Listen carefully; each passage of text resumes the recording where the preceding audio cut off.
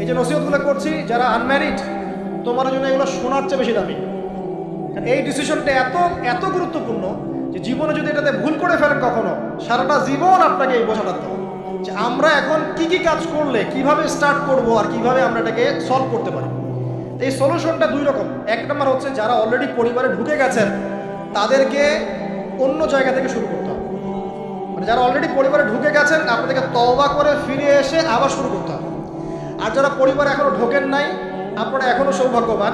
এখন থেকে যদি আপনারা এই নসিহতগুলো মেনে চলতে পারেন, ইনশাআল্লাহ আপনার পরিবারটা 8-10টা পরিবারের মতো হবে না। ইনশাআল্লাহ রিজিকের ব্যবস্থাটাকে করে নেন, তারপরে ওদিকে যান। আপনার আপন ভাই হিসেবে আমি কথাগুলো বলছি, মনে করেন। এরপরে আপনি যখন বিয়ে করবেন, বললাম মেয়ের জাস্ট দিনদারিতা দেখবেন। হ্যাঁ, এর উপর যদি সৌন্দর্য থাকে আলহামদুলিল্লাহ, বংশ ভালো হয় আলহামদুলিল্লাহ, মেয়ের অর্থ সম্পদ আছে আলহামদুলিল্লাহ। যদি এগুলোর কোনোটাও না থাকে, দিনদারিতা থাকে, জাস্ট ওটাকে দেখেন, আর কিছু দেখা দরকার, কিছু দেখা দরকার। এরপরে আরেকটা কথা বলতে ভুলে গেছি যে আপনি এই লেভেলে যাওয়ার আগে নিজেও পবিত্র থাকার চেষ্টা করেন। আপনি নিজে জেনায় যায় না, নিজে পড়নে যায় না, নিজে হারাম অ্যাফেয়ার্সে যায় না। যদি আপনি যান তাহলে আল্লাহ পাক কিন্তু আপনাকে পবিত্র স্ত্রী নাও দিতে পারেন।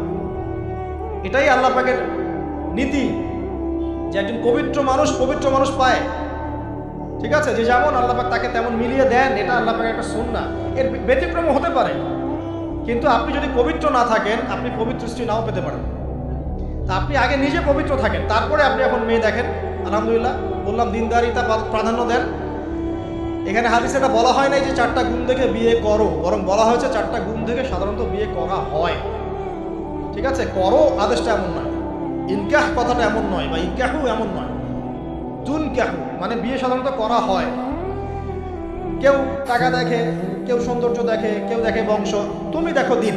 নবীজি বলছেন তুমি দিন দেখো, না হলে তোমার হাত ধুলে ধূসরিত হবে, মানে ধ্বংস হয়ে যাবে। আর দিন দেখার ক্ষেত্রে শুধু বাইরের গেট আপটা যথেষ্ট নয়, তার পড়াশোনা দেখেন, তার হিস্ট্রি ঘাঁটবেন, তার অতীতে সে কোথায় কোথায় পড়াশোনা করেছে, কি করেছে, খোঁজ খবর নেবেন।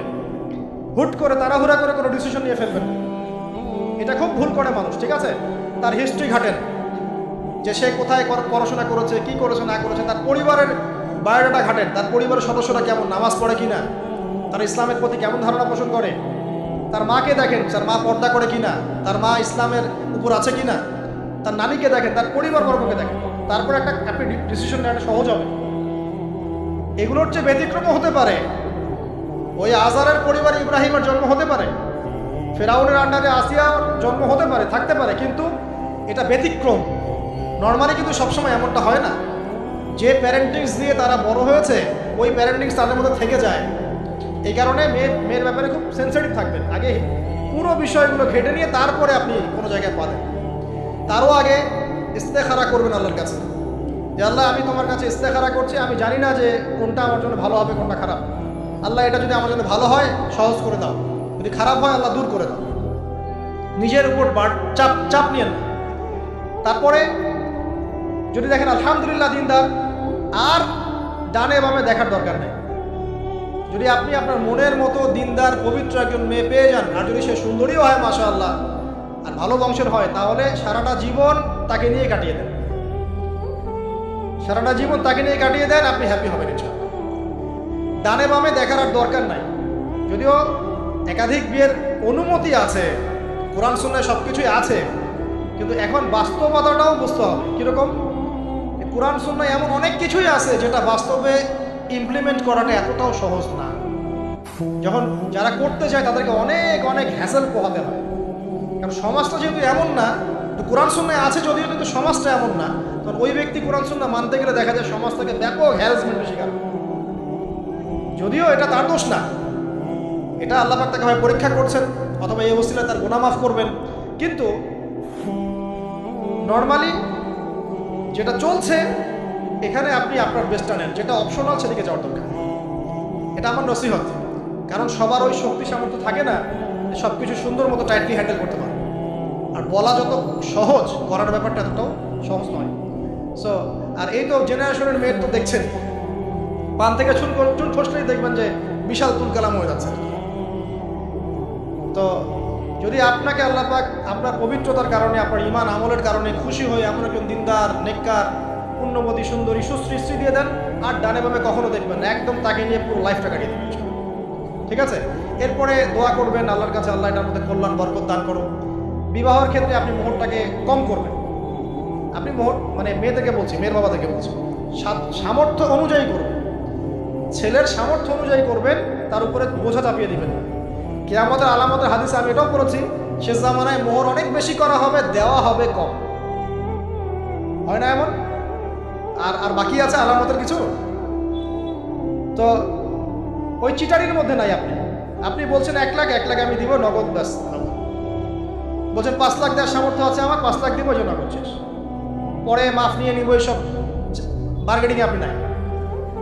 আর এখনকার বিবাহগুলো দেখলে মনে হয় যে মেয়ের বাবা ছেলেকে বিক্রি করছে, আর ছেলের বাবা মেয়ে কিনছে। সবচেয়ে বেশি মোহর দেখা যায় যে চিটাগাং এরিয়ার দিকে আর কি। এবং আপনি জানেন কি না, সবচেয়ে বেশি বিবাহ বিচ্ছেদ ওই জায়গায় বেশি।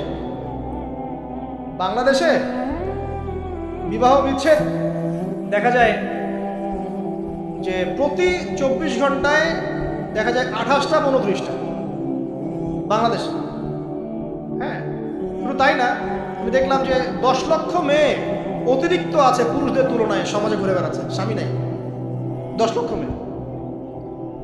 এবং এই ডিভোর্স দেওয়ার ক্ষেত্রে দেখা গেছে মেয়েদের প্রবণতা বেশি।